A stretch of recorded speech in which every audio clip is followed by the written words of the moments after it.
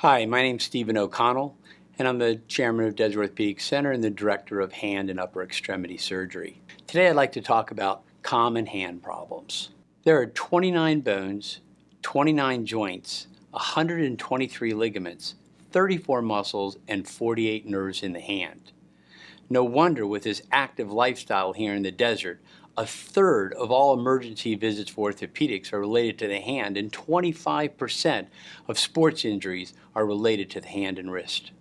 Although in a common office day we see a multitude of hand problems, from repetitive strain problems, fractures, tumors, nerve, vascular problems, there are a few common ones that probably you or some of the friends you know have had. I'd like to talk about a few of those today. Certainly one of the most common problems is carpal tunnel syndrome. The most important role for treatment is trying to decrease the pressure on that nerve.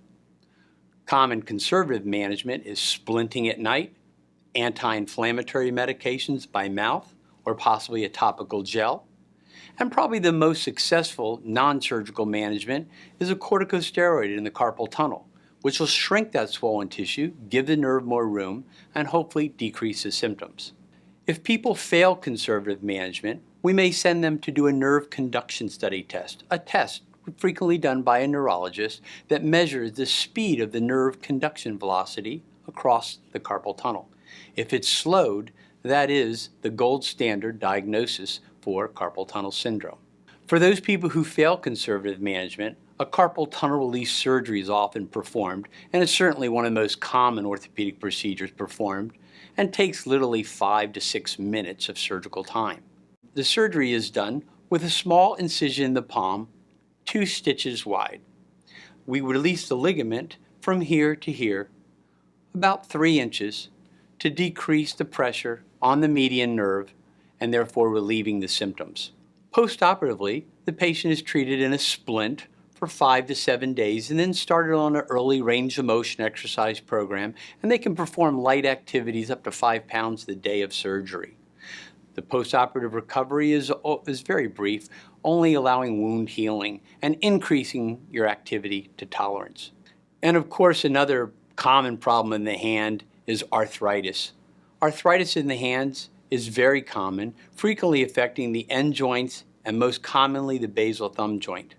The basal thumb joint actually is the most common to require treatment.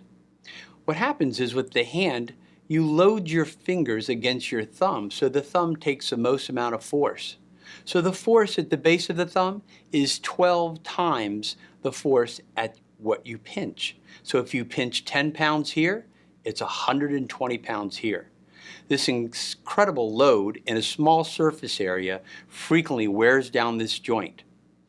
People will have symptoms of pain with pinching, grabbing, opening jars.